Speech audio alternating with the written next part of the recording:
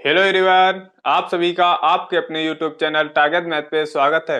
दोस्तों, हमारे चैनल पर डीएलएड सेकेंड सेमेस्टर की मैथ की सीरीज चल रही है। अगर आप लोगों ने पिछले वीडियो जब अभी तक नहीं देखे हैं तो उसका लिंक आपको नीचे डिस्क्रिप्शन बॉक्स में मिल जाएगा, वहां से जाकर आप देख सकते हैं। आज हम बात करने वाले हैं व्यंजकों का योग, अंतर, गुणा एवं भाग पर, कि व्यंजकों का योग कैसे किया जाता है, अंतर कैसे किया जाता है, उनकी गुणा कैसे की जाती है और उनका भाग कैसे किया जाता है। उसके बाद बात करेंगे द्विघात व्यंजकों का गुणनखंड, फिर बात करेंगे कोष्टकों का उपयोग और बीजीय भिन्नों का सरलीकरण। तो देखते हैं, नंबर 1 हम बात करने वाले हैं व्यंजकों का योग। अगर हमारे पास मान लिया दो व्यंजक हों, x square plus 3x plus 2, मान लिया एक व्यंजक ये हो गया। दूसरा अगर व्यंजक हो x 3x square plus 4x plus 5 और कह दे इनका योग कीजिए। व्यंजक क्या होते हैं, इस चीज के बारे में हम पिछली वीडियो में चर्चा कर चुके हैं। तो आज हम सीधे चर्चा करेंगे योग, अंतर और गुणा एवं उनके भाग पर। तो अगर इनका योग करने को कह दे तो हम क्या करेंगे, बीच में प्लस का चिन्ह लगाया, दोनों को जोड़ना शुरू कर दिया। याद रखना, सजाती पदों को सजाती पदों से जोड़ा जाता है, ठीक है। मतलब सजाती पदों को जोड़ा या घटाया जा सकता है। तो यहाँ पे 2 दिया है, यहाँ पे 5 दिया है। ये दोनों कैसे पद हो गए, अचर पद। ये दोनों कैसे पद हो गए, अचर पद। तो इन दोनों को जोड़ेंगे तो 5 और 2 कितना हो जाएगा, 7, बीच में प्लस। उसके बाद ये 3x हो गया, ये 4x हो गया। 3x प्लस 4x हमारा कितना हो जाएगा, 3x प्लस 4x कितना हो जाएगा, 7x। उसके बाद एक्स स्क्वायर, ये प्लस का एक्स स्क्वायर है, प्लस का 3x स्क्वायर, प्लस का एक्स स्क्वायर प्लस का 3x स्क्वायर कितना हो जाएगा, 4x स्क्वायर। ये होगा हमारा आंसर, ठीक है। अब आगे देखिए, अगर मान लिया ऐसे होता 3x प्लस 4x और कहता तथा 2x square plus 5x plus 4 को जोड़िए। अगर यहाँ पे होता 3x प्लस 4 तथा 2x square plus 5x plus 4 को जोड़िए, तब हम क्या करते, चाहे तो ऐसे रखकर जोड़ सकते हैं या सीधे सीधे तथा के स्थान पे क्या हो जाएगा, प्लस का सिंबल आ जाएगा। तथा के स्थान पे क्या हो जाएगा, प्लस का सिंबल। दोनों को क्या कर देंगे, जोड़ देंगे। अब देखते हैं, सबसे पहले सबसे बड़ी घात देखते हैं किसकी है। इसमें सबसे बड़ी घात किसकी है, 2x स्क्वायर, क्योंकि हम जब लिखते हैं तो सबसे बढ़ते घटते हुए क्रम में, घातों के घटते हुए क्रम में लिखते हैं। तो सबसे बड़ी घात हमारी यहाँ पे क्या हो गई, 2x स्क्वायर। 2x स्क्वायर इसमें और कोई है नहीं है, तो ऐसे ही नोट कर देंगे 2x स्क्वायर, ठीक है।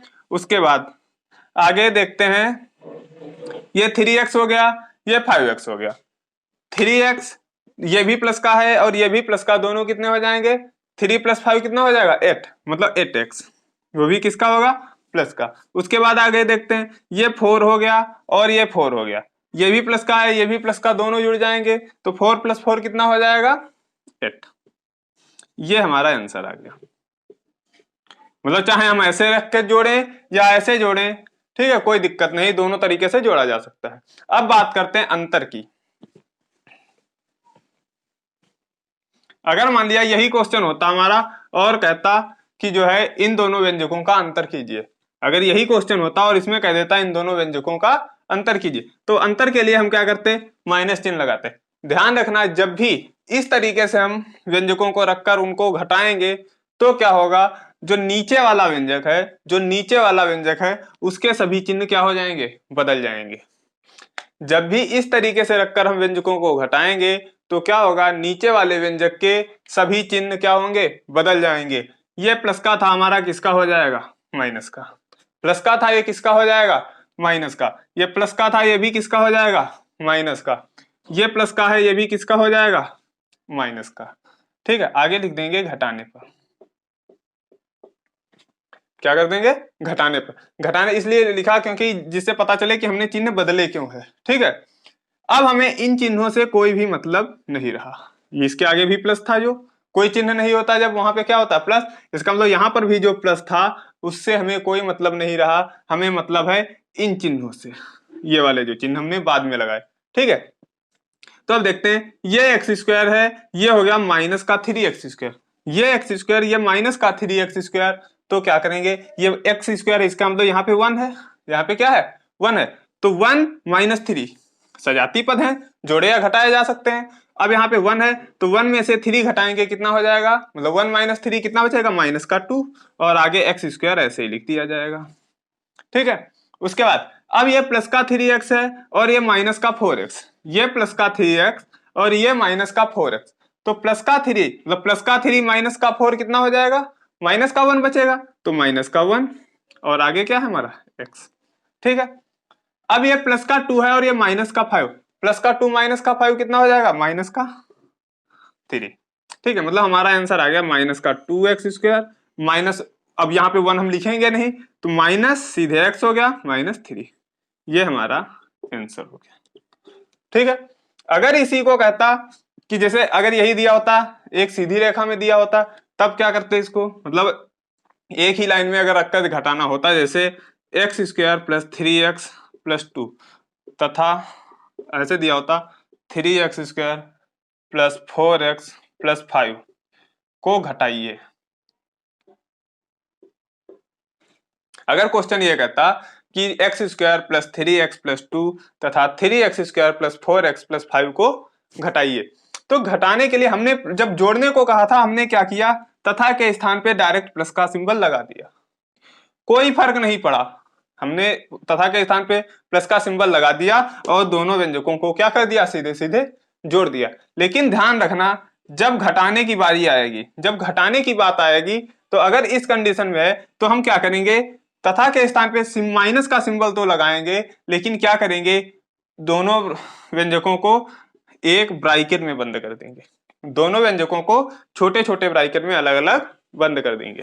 क्यों, क्योंकि जो माइनस का सिंबल है, ये माइनस के सिंबल की जब अंदर गुणा होगी तो इसके सारे चिन्ह क्या हो जाएंगे, बदल जाएंगे। इस वाले व्यंजक को हम ब्रैकेट में रखें या ना रखें, लेकिन हमें इस चीज का ध्यान रखना है कि माइनस अगर आगे लगा, मतलब अगर हमें घटाने की बात कर रहा है तो दूसरे वाले व्यंजक को हमेशा ब्रैकेट में ही रखना पड़ेगा, छोटे ब्रैकेट में रख लो या बड़े ब्रैकेट में, किसी भी ब्रैकेट में रख लो, लेकिन जो है दूसरा व्यंजक जिसको घटाना है, इसमें से इसको घटाना, तो जिसको घटाना है उसको ब्रैकेट में ही रखेंगे। ठीक है, अगर हम डायरेक्ट कर देंगे, अगर डायरेक्ट माइनस का सिंबल लगा देंगे, यहाँ पे मान लिया अगर हमने डायरेक्ट माइनस का सिंबल लगा दिया होता तो इसका मतलब था कि ये माइनस जो है सिर्फ इस 3x² के लिए है, ये माइनस जो है सिर्फ 3x² के लिए, क्योंकि इसमें जो है अंक, इसमें जो भी है सिंबल, जो सिंबल लगा होता है वो उसके आगे वाली संख्या के लिए ही मान्य होता है।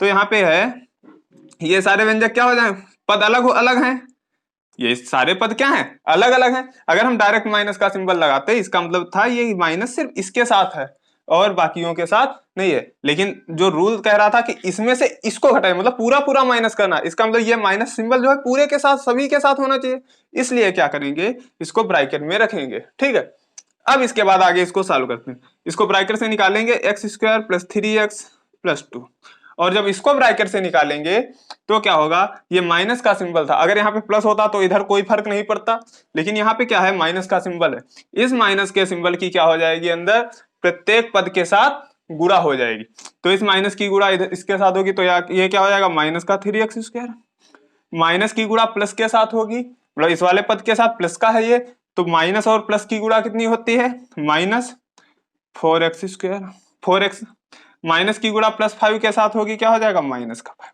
मतलब सीधी सी बात है कि ब्रैकेट अगर हटाएंगे तो ये माइनस का सिंबल अंदर जाएगा और सारे चिन्हों को क्या कर देगा, बदल देगा, इसीलिए हमने यहाँ पे सारे चिन्हों को बदला था। अब डायरेक्ट इतना ब्रैकेट खोल लिया, अब इसको सॉल्व कर सकते हैं, क्या हो जाएगा, x² - 3x², x² - 3 मतलब 1 - 3, यहाँ पे 1 है, 1x² - 3x², तो 1 - 3 हमारा कितना हो जाएगा, माइनस का 2, आगे x² था, x²।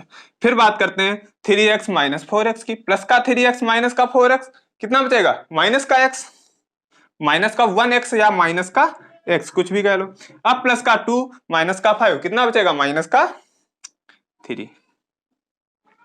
इस तरीके से व्यंजकों को जोड़ा या घटाया जा सकता है। ठीक है, अब आगे देखते हैं।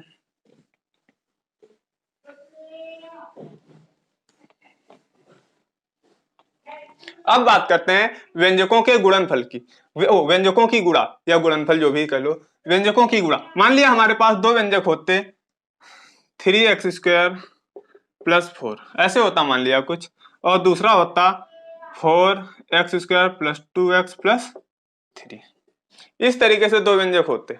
या पहले छोटे व्यंजक, किसी छोटे व्यंजक से समझ लेते हैं। छोटा व्यंजक मान लिया हमारे पास होता 2x प्लस 1 और ये होता 3x प्लस 2। इस तरीके से मान लिया कोई व्यंजक होता, एक ये था और दूसरा ये था, और तथा बीच में लगा दो भी, ठीक है। एक ये व्यंजक होता, दूसरा ये होता, और कहता इन दोनों व्यंजकों की गुणा कीजिए। तो गुणा करने के लिए हम क्या करेंगे, या तो बीच से तथा का सिंबल हटा दें, दो ब्रैकेटों के बीच हमेशा क्या होता है, गुणा का सिंबल होता है। दो ब्रैकेटों के बीच हमेशा किसका सिंबल होता है, गुणा का सिंबल। हम यहाँ पे गुणा का सिंबल लगाएं या ना लगाएं, हमारा गुणा का सिंबल ही माना जाएगा, ठीक है। लेकिन अगर हम चाहें तो गुणा का सिंबल लगा भी सकते हैं, कोई दिक्कत नहीं। अब हम क्या करेंगे, इन दोनों व्यंजकों की क्या कराएंगे, गुणा कराएंगे। तो गुणा के लिए सबसे आसान तरीका क्या है, हम एक एक व्यंजक की गुणा कराएंगे। क्या करेंगे, एक एक व्यंजक की गुणा, सॉरी एक एक पद की गुणा, एक एक व्यंजक की नहीं, मतलब एक एक पद की गुणा। पहले पद की गुणा इस वाले पूरे व्यंजक के साथ करा देंगे, पहले पद की गुणा इसके साथ कराएंगे, फिर दूसरे पद की गुणा इसके पूरे साथ कराएंगे। चाहे ये कर लें, इसके पहले पद की गुणा इसके पूरे के साथ करा दें, या फिर इसके दूसरे पद की गुणा इसके पूरे, मतलब किसी एक व्यंजक के पदों को टुकड़े में बदल लो और दूसरे व्यंजक के सभी पदों के साथ उसकी गुणा करा दो। मतलब क्या है कि हमारे पास व्यंजक था 2x प्लस 1, यही था। अब हम क्या करेंगे, इसकी गुणा सबके साथ, मतलब 2x की गुणा जो है 3x प्लस 2 के सभी व्यंजकों के साथ कराएंगे। इतना हो गया। अब हमने भी गुणा फॉर्मेट में लिख दिया है, अभी गुणा करके नहीं लिखा, उसको उस रूप में लिख दिया, गुणा के रूप में लिख दिया। अब बीच में प्लस का सिंबल लगा था, बीच में प्लस का सिंबल लगा दिया। अब 1 था, 1 की गुणा सभी के साथ हुई तो 3x प्लस 2, ठीक है। ये हो गया हमारा पहला स्टेप। अब इसके बाद हम क्या करेंगे, अब इनकी गुणा ब्रैकेट के अंदर गुणा करा दो बस। तो 2x की गुणा 3x के साथ होगी तो 2 तिया 6, x की गुणा x के साथ। x को जब x के साथ जोड़ा जाता है तो x ही लिखा, मतलब जो x को x के साथ जोड़ा जाता है तो वहां पे उसकी घात नहीं बदलती, याद रखना। जब सजाती पदों को सजाती पद के साथ जोड़ा जाता है, जब सजाती पदों को जोड़ा जाता है तो चर की घात में कोई परिवर्तन नहीं होता। लेकिन अगर सजाती पदों की गुणा की जाती है तो चर की घात में परिवर्तन होता है। क्यों, क्योंकि जब x की गुणा x के साथ की जाएगी तो क्या होगा, इसकी भी घात 1, इसकी भी घात 1। तो क्या होती हैं, जब सजाती पद होते हैं तो उनमें गुणा में घातें क्या हो जाती हैं, जुड़ जाती हैं। मतलब आपने घातांक में पढ़ा होगा कि जो है आधार समान होने पर घातों को क्या कर दिया जाता है, आधार समान होने पर गुणा में घातें जुड़ जाती हैं। तो इन दोनों का आधार क्या है, समान, यहाँ भी x है यहाँ भी x है, तो दोनों की जब गुणा होगी तो ऊपर की घातें क्या हो जाएंगी, जुड़ जाएंगी। यहाँ पे भी 1 यहाँ पे भी 1, इसका मतलब 1 प्लस 1 कितना हो जाएगा, 2। इसका मतलब x की घात 2 हो जाएगी, ठीक है। अब जब इसकी गुणा इसके साथ कराएंगे तो 2 की गुणा 2 के साथ, क्योंकि संख्या की गुणा संख्या के साथ ही होगी और चर की गुणा चर के साथ। तो 2 की गुणा 2 के साथ कितना हो जाएगा, 2 दूनी 4, बीच में प्लस था, प्लस लगा लिया 4। अब यहाँ पे तो चर था नहीं तो यहाँ पे क्या हो जाएगा, सीधे x, ठीक है। प्लस इसकी गुणा जब इसके साथ कराएंगे, 1 की गुणा 3x के साथ, 1 की गुणा किसी के साथ कराओ सेम रहता है, तो यहाँ पे 1 की गुणा 3x के साथ 3x, 1 की गुणा 2 के साथ 2, ठीक है। अब क्या होगा, अब जोड़ दो बस, सॉल्व कर लो। 6x² plus 4x plus 3x कितना हो जाएगा, 7x प्लस 2। ये हमारा आंसर आ गया, ठीक है। इसी तरीके से अगर मान लिया हमारे पास क्वेश्चन होता x² plus 2x minus 3 into 4x square plus 6x plus 2, इस तरीके से मान लिया कोई क्वेश्चन होता, तब अब हम क्या करेंगे, इसमें भी वही कंडीशन, पहले पद की गुणा दूसरे व्यंजक के सभी, पहले व्यंजक के पहले पद की गुणा दूसरे व्यंजक के सभी पदों के साथ, ऐसे पहले पद के दूसरे पद, पहले व्यंजक के दूसरे पद की गुणा फिर सबके साथ, ऐसे इसकी गुणा सबके साथ, ठीक है। मतलब एक बार इसकी गुणा सबके साथ कराएंगे, फिर इसकी गुणा सबके साथ, फिर इसकी गुणा सबके साथ, ठीक है। तो क्या करेंगे, कराओ, x² की गुणा इसके साथ होगी तो क्या हो जाएगा, 4x² प्लस 6x प्लस 2, ऐसे लिख लिया हमने। फिर प्लस, आगे 2x की गुणा जब सभी के साथ कराएंगे तो 2x bracket 4x square plus 6x plus 2। ऐसे माइनस, ये माइनस का 3 है तो माइनस का सिंबल लगाएंगे, माइनस का 3। फिर सबके साथ गुणा कराएंगे तो 4x square plus 6x plus 2। ठीक है, इतना हो गया। अब हम क्या करेंगे, इनकी गुणा कराकर अंदर, मतलब ब्रैकेट के अंदर इनकी गुणा कराएंगे।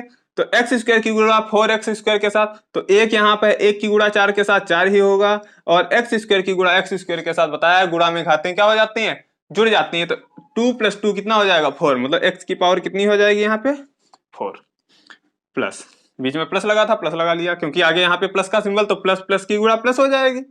अब एक्स स्क्वायर की गुणा 6x के साथ, तो क्या हो जाएगा 6 की गुणा 1 के साथ 6, एक्स स्क्वायर की गुणा x के साथ होगी, मतलब यहाँ पे 1 घात है और यहाँ पे 2 है, तो कितनी हो जाएगी 3, तो x की पावर 3। आगे प्लस एक्स स्क्वायर की गुणा 2 के साथ, तो क्या हो जाएगा 2x स्क्वायर। ठीक है, प्लस 2x की गुणा 4x स्क्वायर के साथ, तो 4 दूनी 8, x की गुणा x स्क्वायर के साथ तो क्या हो जाएगा x क्यूब, प्लस प्लस की गुणा प्लस 2x की गुणा 6x के साथ, तो 6 दून 12, x की गुणा x के साथ कितना हो जाएगा x स्क्वायर। ऐसे 2x की गुणा 2 के साथ कितना हो जाएगा 2 दूनी 4, आगे x। ऐसे आगे माइनस, इसी में आगे लिख लेते हैं माइनस, क्योंकि इसी के आगे का पार्ट है ये। ठीक है, तो माइनस, अब 3 माइनस की गुणा इसके साथ, अब -3 की गुणा इसके साथ कराएंगे। ठीक है, -3 की गुणा माइनस प्लस के 4x स्क्वायर के साथ, तो 4 तियां 12, तो -12 आगे x स्क्वायर। ऐसा -3 की गुणा प्लस के 6x के साथ, -3 की गुणा प्लस के 6x के साथ, तो 6 तियां 18, किसका है माइनस का, माइनस के 18 आगे क्या हो जाएगा x।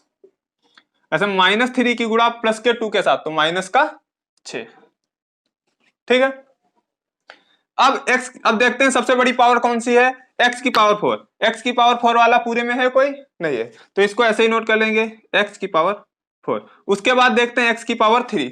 x की पावर 3 का एक ये है 6x क्यूब, दूसरा ये है, ठीक है, और कोई नहीं, मतलब 6x cube plus 8x cube कितना हो जाएगा 8 और 6 14, 14x क्यूब।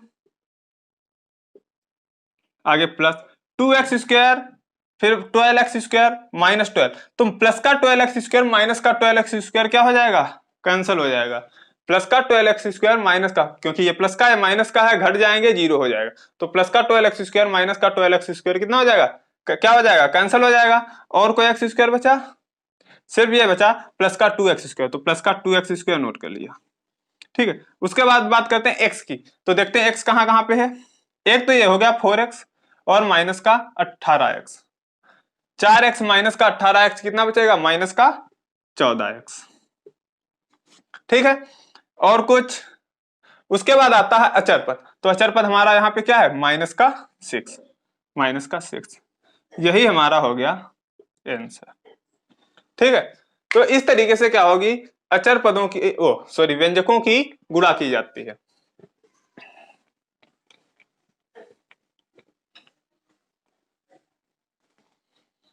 इसका एक दूसरा तरीका भी है, जैसे हम संख्याओं को रखकर गुणा करते हैं ऐसे भी गुणा की जा सकती है, जैसे 3x + 2 4x, या ऐसे कर लेते हैं x + 2 की गुणा।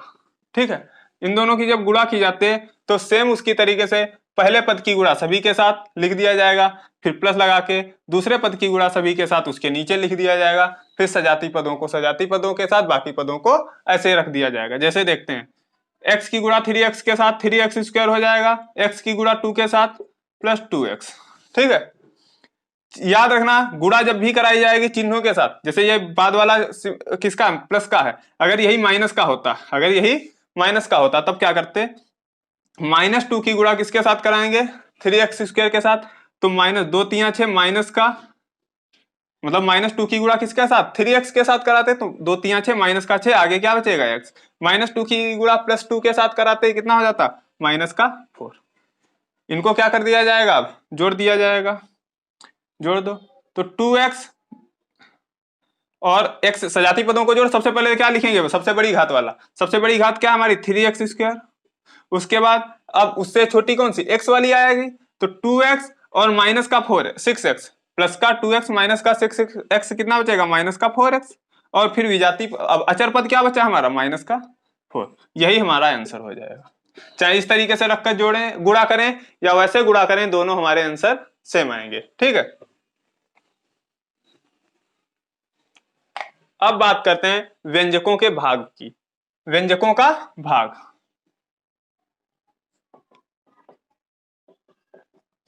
तो व्यंजकों का भाग कैसे किया जाता है। जैसे मान लिया हमारे पास कोई दो व्यंजक हैं, 3x² प्लस 4x प्लस 6। इस तरीके से मान लिया हमारे पास कोई व्यंजक था और कह देता इसको भाग दीजिए x प्लस 1 से। अगर कहता कि ये एक कोई व्यंजक है, इसको इससे भाग दीजिए, क्या कह रहा है कि अगर मान लिया 3x² प्लस 4x प्लस 6 कोई व्यंजक है और उसको भाग देना है x प्लस 2 से, तो जैसे हम संख्याओं का भाग देते हैं सेम इसी तरीके से व्यंजकों का भी भाग दे सकते हैं। जिस तरीके से हम संख्याओं का भाग देते हैं सेम उसी तरीके से व्यंजकों का भी भाग दे सकते हैं। बस थोड़ा सा ध्यान देने की जरूरत है। क्या करना है, हमें हमेशा ध्यान रखना है जो भी शेषफल बचे, जो भी रिमाइंडर बचेगा, जो भी शेषफल बचेगा उसका पहला पद, उसका जो जब सबसे बड़ी घात वाले को हमेशा इक्वल करने की कोशिश करना है। कोशिश ही नहीं, मतलब हमें इक्वल करना ही करना है। जो सबसे बड़ी घात होगी जो व्यंजक की, उसको हमें इक्वल करने की आवश्यकता है। जैसे यहाँ पे सबसे बड़ी घात क्या है व्यंजक की, x²। तो x² वाला पद पूरा कौन सा है, ये पूरा पद है हमारा 3x²। सबसे बड़ी घात वाला पद कौन सा है, 3x²। इसका मतलब इस व्यंजक में जो ये वाला व्यंजक है, इसमें कितने से गुणा की जाए कि ये 3x² बन जाए, यहां पर 3x² आ जाए। इस व्यंजक में कितने से गुणा की जाए, इस व्यंजक में कितने से गुणा की जाए कि यहां पर हमारा 3x² आ जाए। तो सबसे पहले यहां पे आगे कोई संख्या तो है नहीं, तो संख्या लाने के लिए सबसे पहले हमें किससे गुणा करनी है, 3 से। 3 से अगर गुणा करेंगे तो 3x बनेगा, लेकिन हमारे बनाना कितना है, 3x²। तो इसका मतलब x बन रहा है, x² बनाना है, इसका मतलब x से और गुणा कर दिया जाए, इसका मतलब x से और गुणा कर दिया जाए। मैंने x से और 3x की गुणा अगर x के साथ करेंगे कितना बन जाएगा, 3x², मतलब सेम हो जाएगा। तो 3x की गुणा x के साथ हो गई तो 3x²।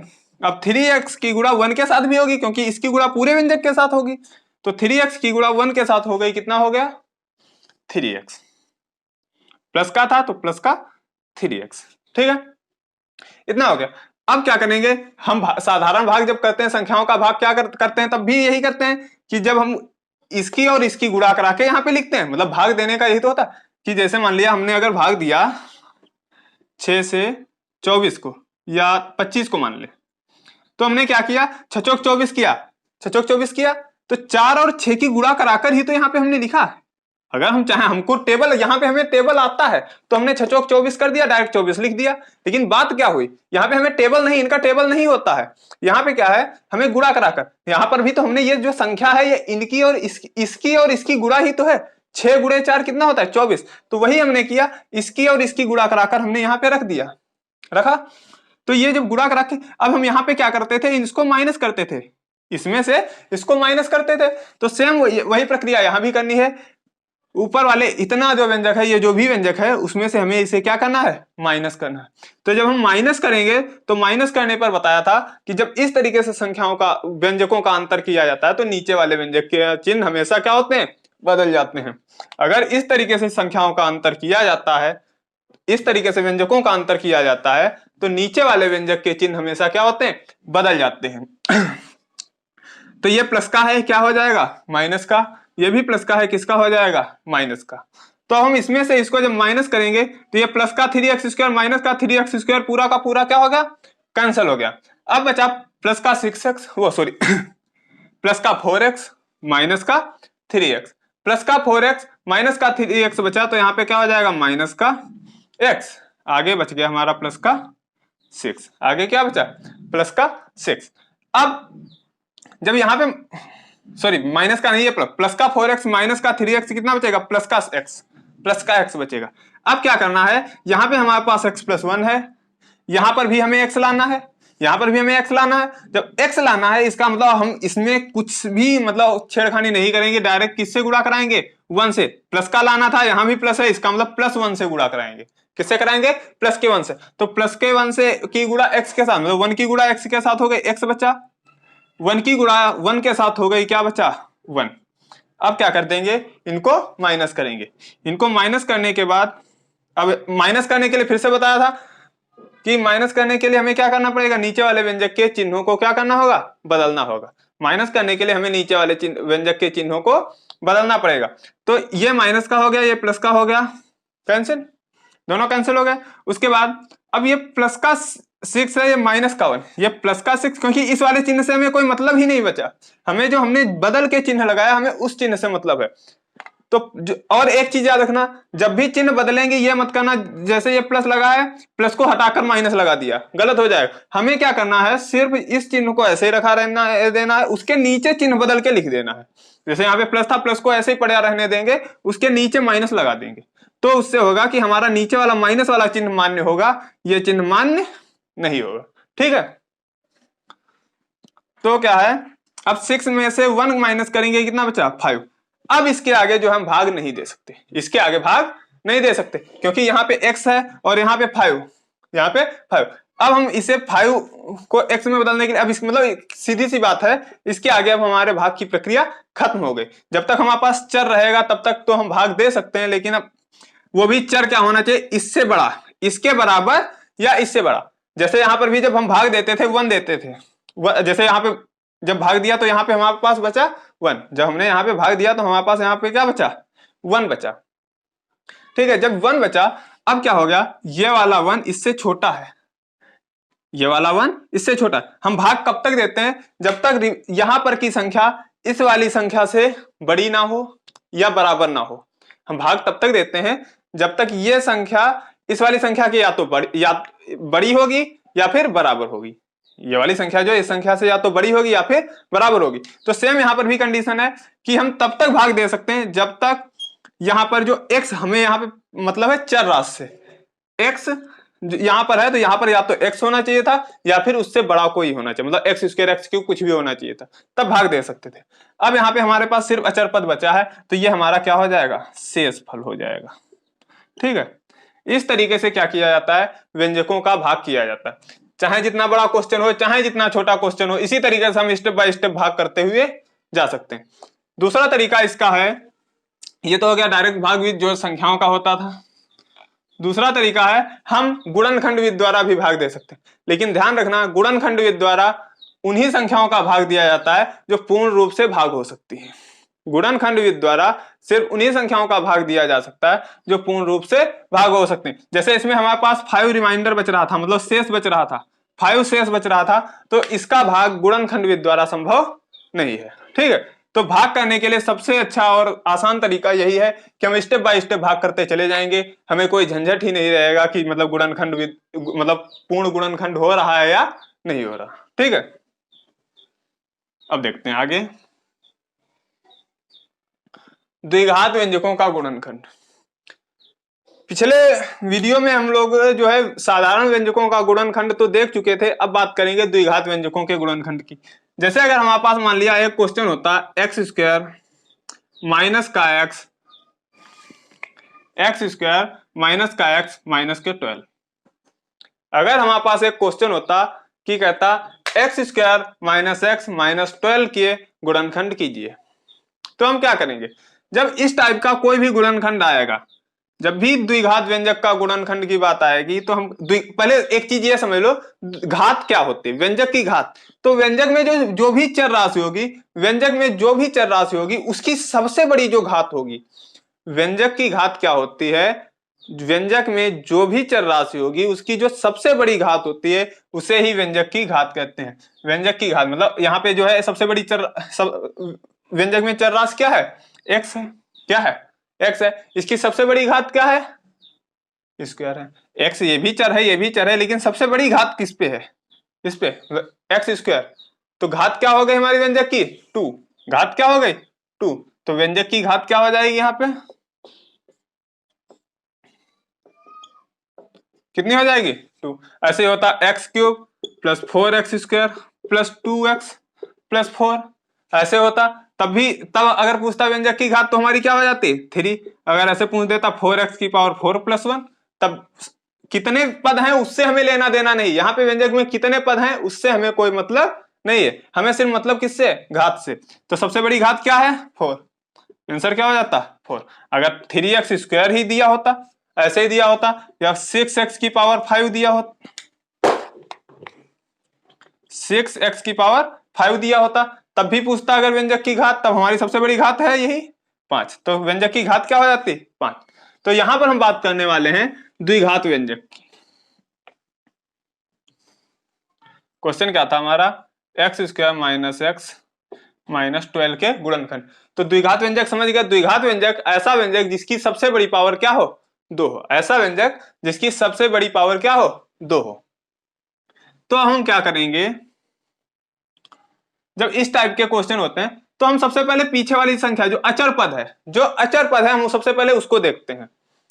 तो हमारा जो अचर पद क्या है 12, अचर पद, और जो सबसे बड़ी घात वाला पद है, सबसे बड़ी घात वाला पद क्या है x², उसमें जो x² का गुणांक होगा, x², अगर x का व्यंजक है तो x, y का है तो y, तो जो सबसे बड़ी घात वाला पद है उसका जो गुणांक होगा, गुणांक का मतलब जो वहां पे चर राशि होगी, चर राशि का जो गुणांक होगा, तो गुणांक यहाँ पे क्या है 1, इसका गुणांक क्या है 1, तो इसकी और इसकी क्या कराएंगे, गुणा कराएंगे, इसकी और इसकी गुणा कराएंगे। यह सिंपल था, तो हम अगर गुणा ना भी कराएं डायरेक्ट कर दें तब भी कोई फर्क नहीं पड़ने वाला, लेकिन अगर यहाँ पे आगे कोई संख्या दी होगी तो हमारा अगर गुणा नहीं कराएंगे तो हमारा क्वेश्चन क्या हो जाएगा, गलत हो जाएगा। तो इस चीज को ध्यान रखना कि यहाँ पर जो भी अचर पद है हमारा, उसकी गुणा जो चर राशि है, मतलब बड़ी घात वाली चर राशि मतलब x², इसके गुणांक के साथ कराएंगे। मतलब यहाँ पे जो 12 था 12 था, 12 की गुणा यहाँ पे 1 है, इसके साथ कराएंगे तो 12 कम 12, हमारे पास 12 आ गया।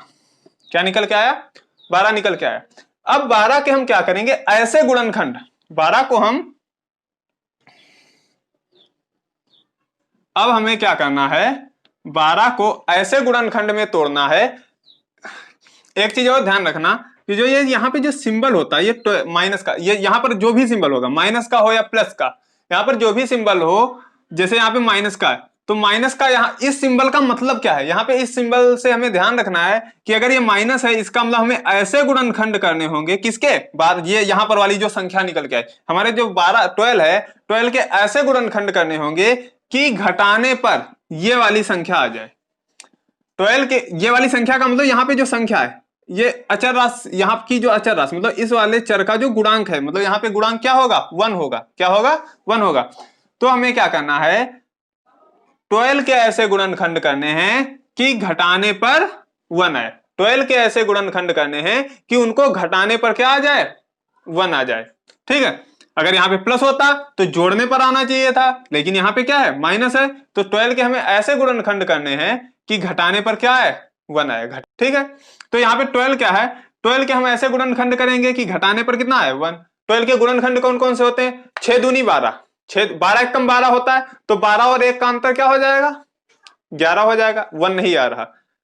फिर क्या होता है 6 दूनी 12 होता है, तो 6 दूनी 12 मतलब 6 और 2 का अंतर कितना हो जाएगा 4 हो जाएगा, फिर भी 1 नहीं आ रहा। दूसरा अगला क्या होता है 4 तिया 12, तो 4 और 3 का अंतर कितना होता है 1। इसका मतलब हमें कौन से गुणनखंड मिल गए 4 गुणे 3, कौन से मिल गए 4 गुणे 3। सीधी सी बात है, सबसे पहले हम इसको गुणनखंड रूप में तोड़ लेंगे, जैसे 2 गुणे 3, 2 गुणे 2 गुणे 3, 2 गुणे। अब हम यहां से मैच करके देख लेंगे, जैसे सबसे पहले 2 और 3 का बनाया, 2 और 6 का बनाया, नहीं बना, नहीं आ रहा।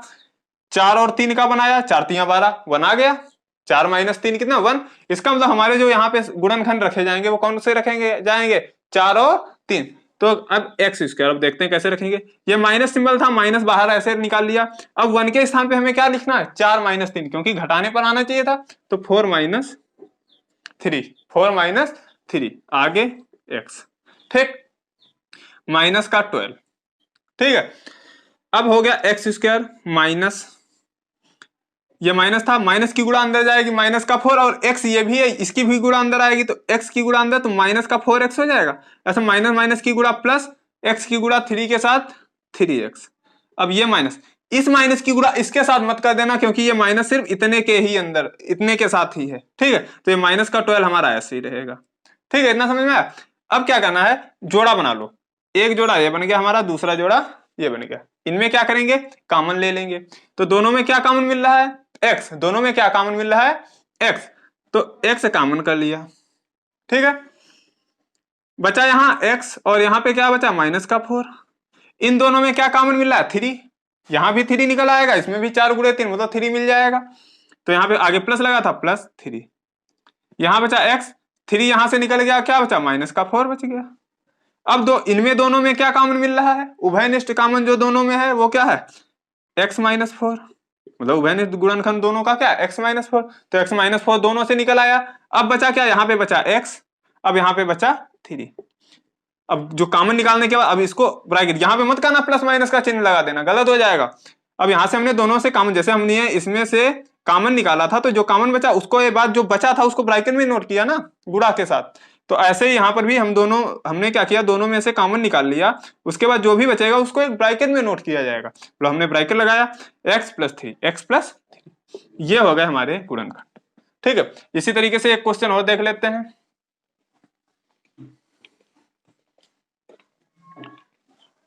मान लिया हमारे पास होता 4x² प्लस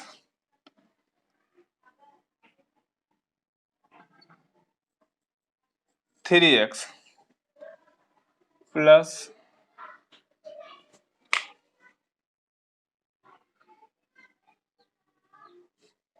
यहां पे कहते हैं 5x प्लस 1,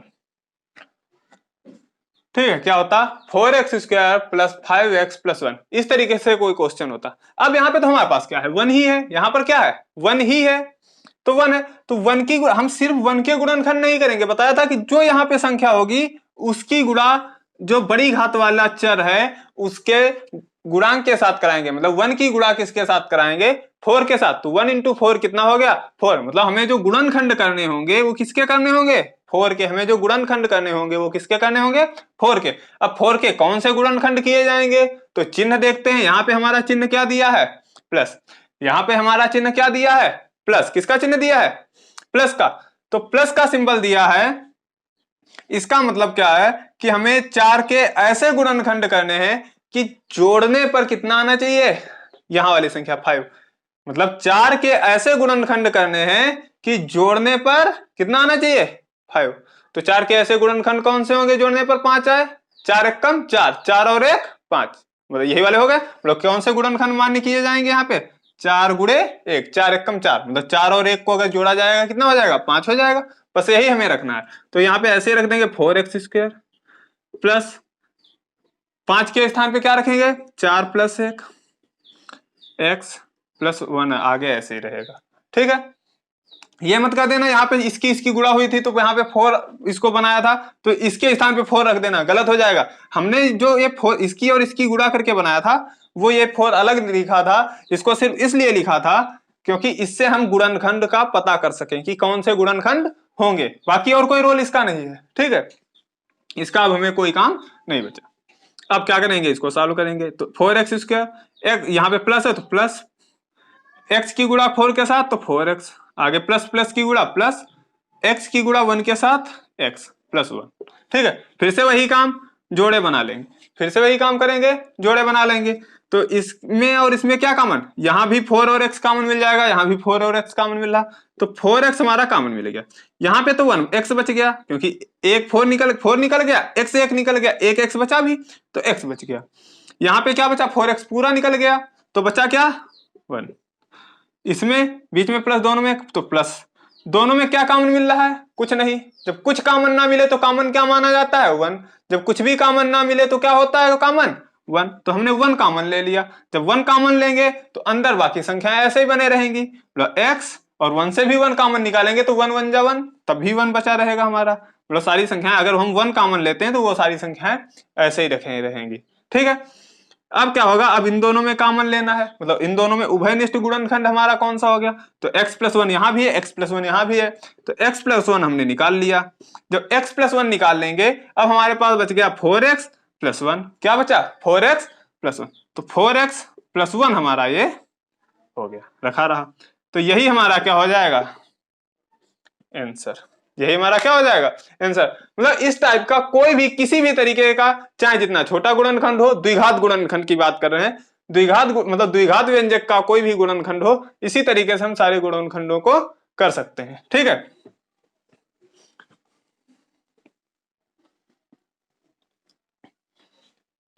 अब हमारे कुछ इसमें हमारे ज्यादा से ज्यादा द्विघात व्यंजकों के ही गुणनखंड पूछे जाएंगे, लेकिन कुछ व्यंजक इस तरीके से पूछे जा सकते हैं, कुछ गुणनखंड इस तरीके से जिनमें पावर तो ज्यादा होगी लेकिन वो बहुत ही साधारण होंगे। जैसे इस तरीके से हो सकता है 4x² y प्लस, या 4x की पावर 4 y प्लस हो जाएगा y की पावर 3x,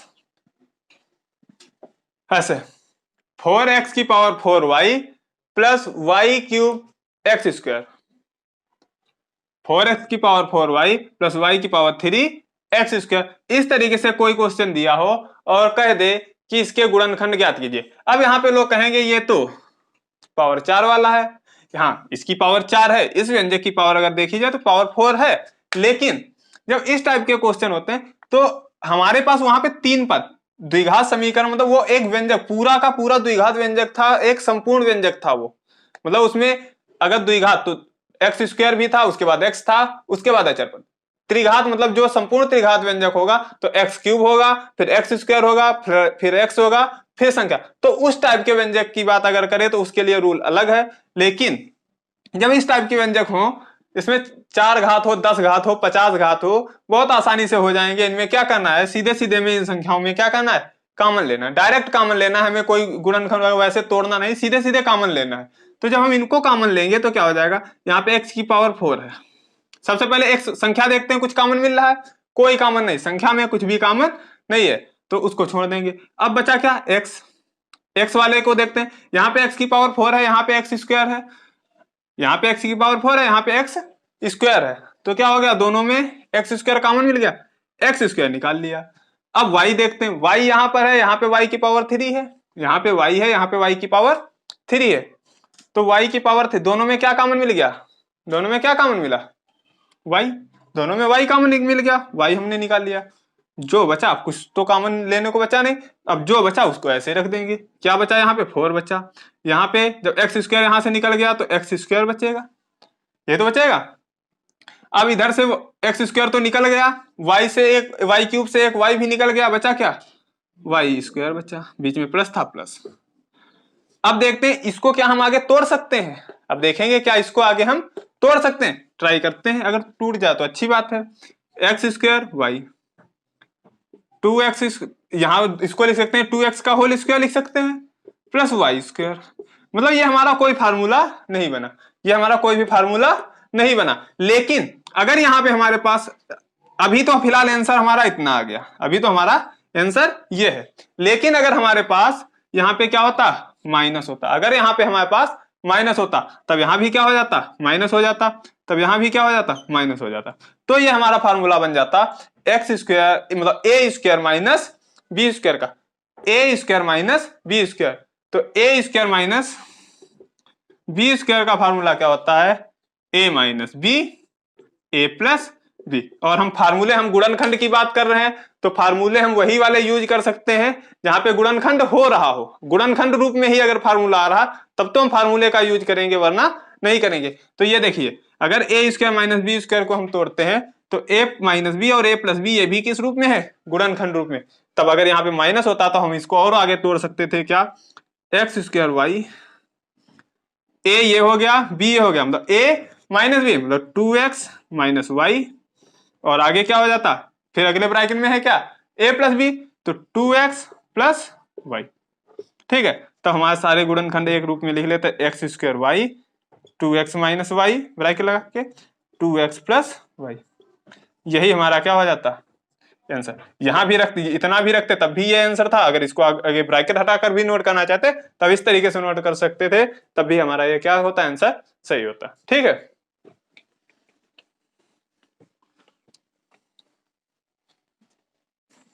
द्विघात व्यंजक का एक गुणनखंड और देख लेते हैं जिसमें 2 चर हो।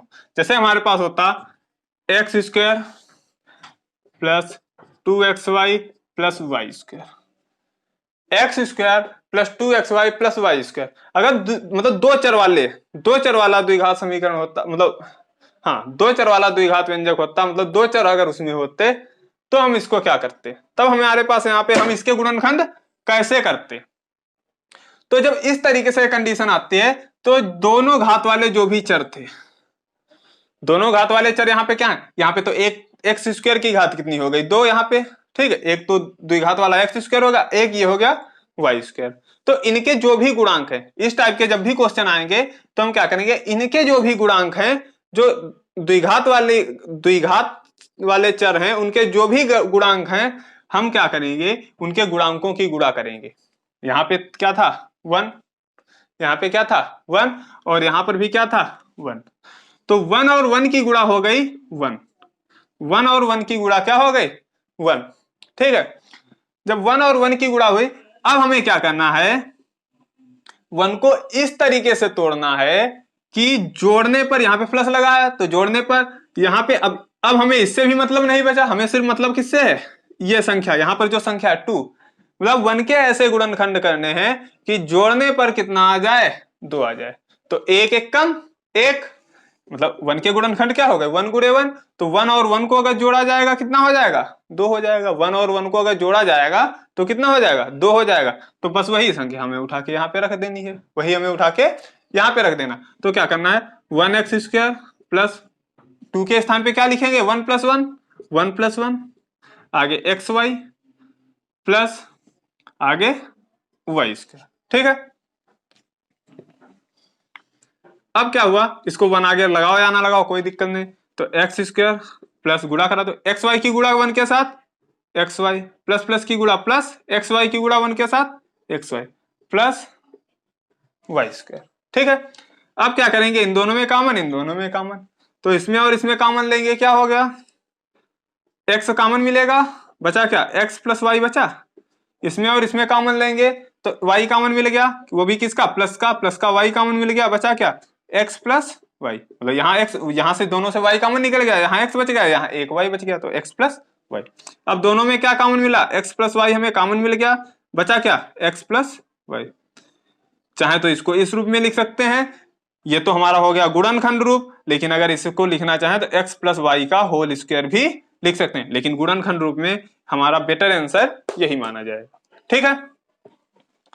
मतलब इसी तरीके से अगर यहाँ पे कुछ भी संख्या होती, यहाँ पे 2 होता, यहाँ पे 4 होता, तो अगर पूछता और यहाँ पे कोई और संख्या दी होगी, मतलब अगर गुणनखंड करने को पूछ रहा है, इसका मतलब यहाँ पर जो भी इन दोनों संख्याओं की गुणा होगी वो प्लस, अगर यहाँ पे प्लस का सिंबल दिया तो जोड़ने पर कोई एक गुणनखंड ऐसा होगा जो इस संख्या को जरूर ले आएगा, ठीक है। अब देखते हैं कोष्ठकों का उपयोग क्या है।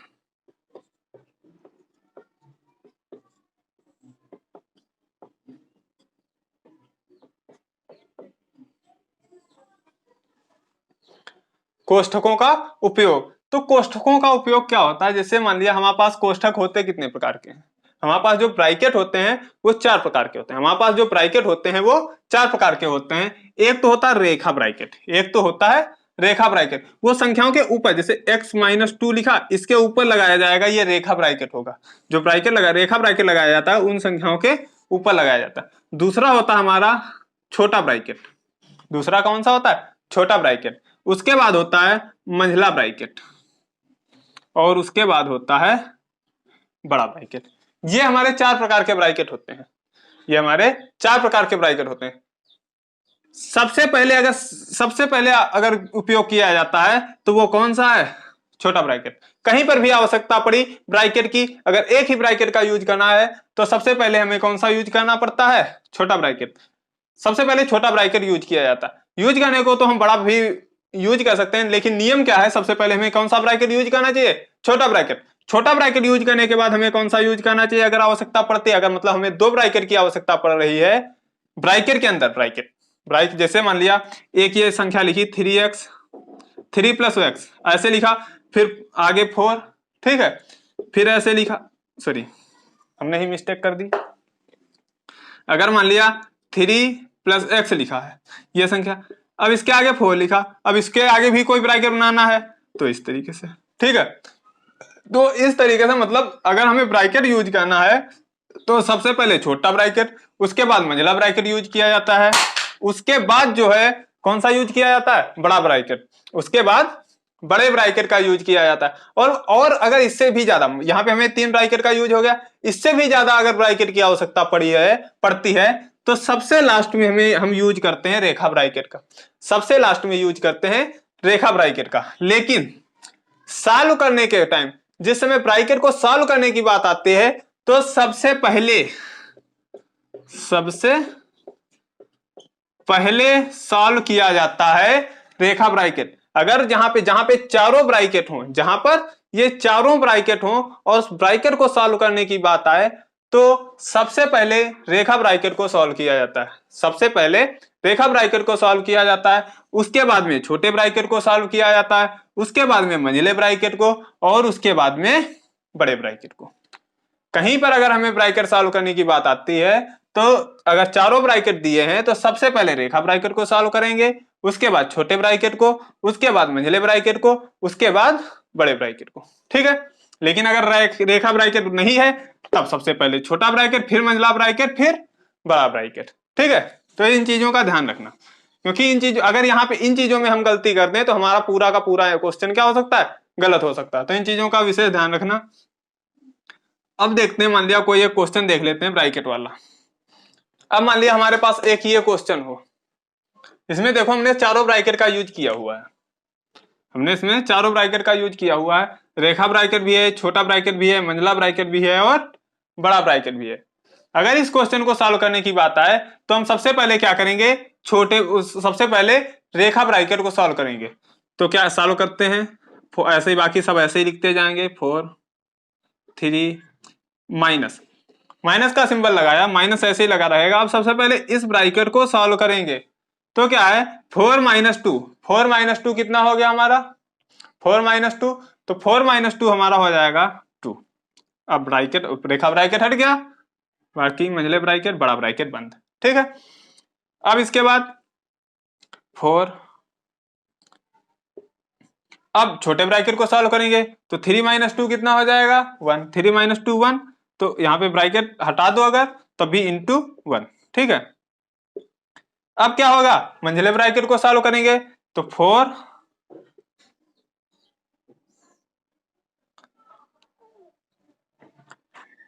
ब्रैकेट हटा देते हैं क्योंकि ब्रैकेट लगा है, बीच में गुणा हो जाएगा, गुणा का सिंबल है जब कोई सिंबल नहीं इन दोनों के बीच में, तो इंटू 4 × 1 कितना हो जाएगा, 4। तो 4 मतलब 4 × 4 कितना हो जाएगा, 16। बस ये हमारा आंसर आ गया। ठीक है।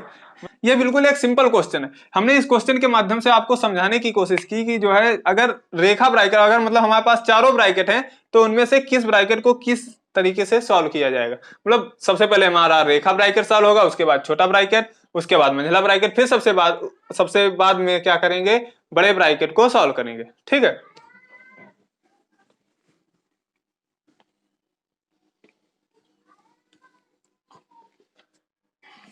ये हो गया कोष्ठकों का उपयोग।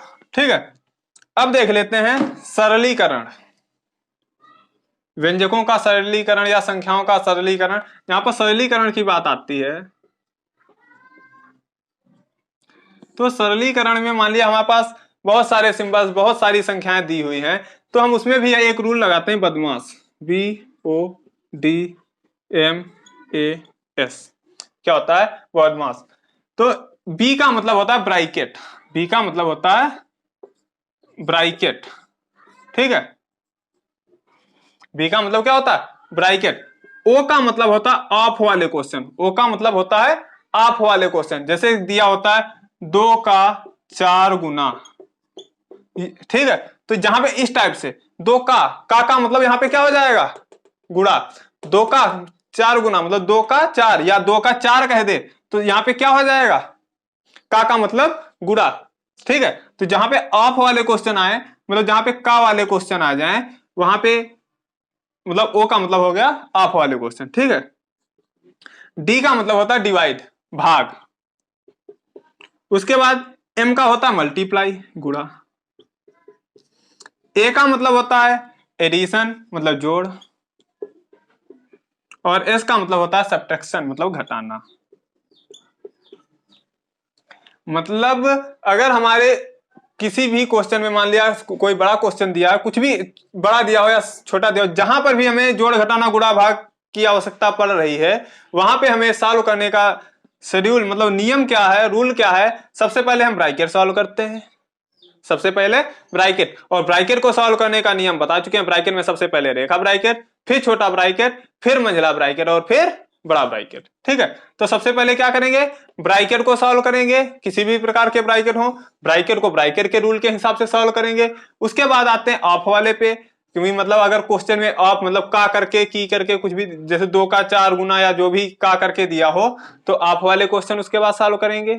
ठीक है, अगर फिर उसके बाद क्या करेंगे, भाग वाले क्वेश्चन, जहां पे भाग दिया होगा। डिवाइड वाले क्वेश्चन वहां पे मतलब डिवाइड वाला जो भी जहां पे पोर्शन होगा, तो वहां पे भाग वाला पोर्शन सॉल्व करेंगे।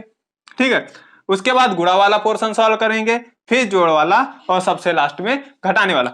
जोड़ और घटाने में एक बार इंटरचेंज हो जाए कोई फर्क नहीं पड़ता, ध्यान रखना। जोड़ और घटाने के जो है सीरीज में इंटरचेंज हो जाए तो कोई फर्क नहीं पड़ता, मतलब जोड़ बाद में कर लो, घटाना पहले कर लो, तो कोई फर्क नहीं पड़ता। लेकिन अगर इनके शेड्यूल में कोई भी चेंज आ गया तो जो है हमारा क्वेश्चन पूरा का पूरा क्वेश्चन गलत हो जाएगा। ठीक है, तो इस चीज का ध्यान रखना। इसलिए ये रूल है बदमाश, BODMAS, मतलब बी का मतलब ब्रैकेट, ओ का मतलब ऑफ वाले, डी का मतलब डिवाइड, एम का मतलब मल्टीप्लाई, ए का मतलब एडिशन और एस का मतलब सब्ट्रैक्शन। ठीक है, अब बात करते हैं बीजीय भिन्नों का सरलीकरण। क्या है, बीजीय भिन्नों का सरलीकरण। तो बीजीय भिन्नों का सरलीकरण मतलब जो हमें, जैसे हम साधारण भिन्नों का सरलीकरण करते थे, इसी तरीके से हम बीजीय भिन्नों का भी सरलीकरण करेंगे। जैसे देखते हैं, अगर मान लिया हमारे पास x बटे x प्लस 1 हो, प्लस 2x बटे x प्लस 1 हो, इस तरीके से मान लिया नंबर 1 क्वेश्चन हमारा ये हो गया। तो जैसे हम भिन्न मान लिया 2/3 प्लस 3/3 या 4/3, जैसे मान लो इस तरीके का जब क्वेश्चन होता था, तो हम सबसे पहले क्या देखते थे भिन्नों में, कि भिन्नों के हर समान हैं या नहीं। सबसे पहले यही देखते थे कि भिन्नों के हर समान है या नहीं। अगर भिन्नों का हर समान होता था तो डायरेक्ट जोड़ देते थे, यही करते थे ना। अगर भिन्नों का हर समान होता था तो अंशों को डायरेक्ट जोड़ या अगर जोड़ने को कर रहा तो जोड़, घटाने को कर रहा तो घटा देते थे, तो हमारा आंसर डायरेक्ट आ जाता था, है ना। मतलब सीधी सी बात है, जैसे कि संख्याओं में हम भिन्नों का जोड़ घटाना गुणा भाग करते थे, ऐसे ही हम बीजीय भिन्नों का भी जोड़ घटाना गुणा और भाग करेंगे। तो सबसे पहले ये हमारा सबसे साधारण क्वेश्चन है कि इसमें देखो क्या दिया, हमारे हर दोनों क्या है, समान है। हर दोनों क्या है, समान है। जब हर समान है तो हम ऐसे इसको सॉल्व कर सकते हैं, मतलब हर ऐसे ही नीचे लिख लिया 1, और अंशों को क्या कर देंगे, बीच में प्लस लगा तो डायरेक्ट जोड़ देंगे, तो x प्लस 2x, मतलब x प्लस 2x कितना हो जाएगा, 3x अपान x प्लस 1। ये हो गया, मतलब ये हमारा आंसर आ चुका है। ठीक है, ये हमारा आंसर आ चुका। लेकिन इसी में अगर इसको थोड़ा और, अगर भिन्न हर समान ना होते तब क्या करते, जैसे मान लिया होता x प्लस 1 अपान x minus 1 plus x minus 1 अपान x प्लस 1। इस टाइप का अगर कोई क्वेश्चन होता कि x प्लस 1 अपान x minus 1 plus x minus 1 अपान x प्लस 1, इस टाइप का क्वेश्चन होता, और कहता इसे सरल करो। ठीक है, और कहता इसको सरल करो, तब हम क्या करते, तब देखो यहां पे x माइनस 1 है, यहां पे x प्लस 1 है, हर समान नहीं है। देख संख्या, इनके पद तो सेम लग रहे हैं, लेकिन हर यहाँ पे, क्योंकि ये माइनस का और यहाँ पे ये प्लस का, मतलब x माइनस 1 है, यहाँ पे x प्लस 1 है, हर समान नहीं है। तो जब हर समान नहीं है तो सबसे पहले हम, अगर जो साधारण भिन्न होते थे हमारे संख्याओं वाले, उनमें हर समान नहीं होते थे, तो क्या करते थे, हर को समान करने की कोशिश करते थे। तो हर को समान करने के लिए हम क्या करेंगे, अब देखते हैं कि इसको हर बराबर करने के लिए अगर हम इस वाले पद से, जो इसका हर है, इसके हर से ऊपर नीचे इसमें गुणा करा दें, और इसके हर से इसमें ऊपर नीचे गुणा करा दें, हर बराबर हो जाएंगे। मतलब अगर हम इसमें ऊपर नीचे x प्लस 1 से गुणा करा दें, ब्रैकेट लगा के लिखेंगे x प्लस 1, और इसमें हम ऊपर नीचे x माइनस 1 से गुणा करा दें, x माइनस 1।